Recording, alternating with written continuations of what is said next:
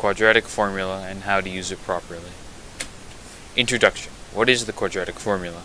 The quadratic formula is x equals negative b plus or minus the square root of b squared minus 4ac all over 2a, where b is the middle term, a is the first term, and c is the last term. The quadratic formula originates from the standard form of the quadratic equation, which is ax squared plus bx plus c equals 0. Completing the square in the standard form would result in having the quadratic formula. The quadratic formula is used for finding the solution to quadratic equations where factoring is not an option. Examples of the quadratic formula. Given 4x squared minus 3x plus 7 equals 0, solve using the quadratic formula. This is the work I did. So first step, I just put down the quadratic formula. Second step, I started to substitute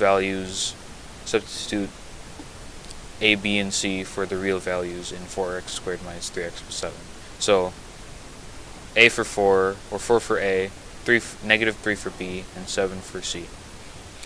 Then I started to actually calculate the equation. So 3 plus or minus the square root of 9 minus 112 over 8. 3, and then 9 minus 112 is negative 103. 3 plus or minus square root of 103 over 8. And then, since you can't really have negative square roots, you'd simplify that to 3 plus or minus I square root 103 all over 8. And that is your final answer, because you can't simplify 103 past.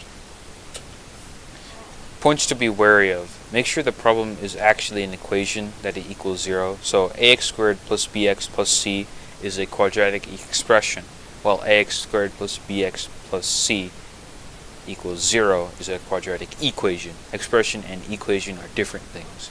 Compare your discriminant to your solution. So if you have your discriminant b squared minus 4ac equaling a real number, like maybe 42, and your solution contains complex number like I square root 103, that wouldn't make any sense. You screwed up somewhere along the way, so you need to check back. Don't forget the plus or minus. This is a mistake I used to make quite a bit, and I've seen a lot of people make this mistake as well, so it's something to be wary of.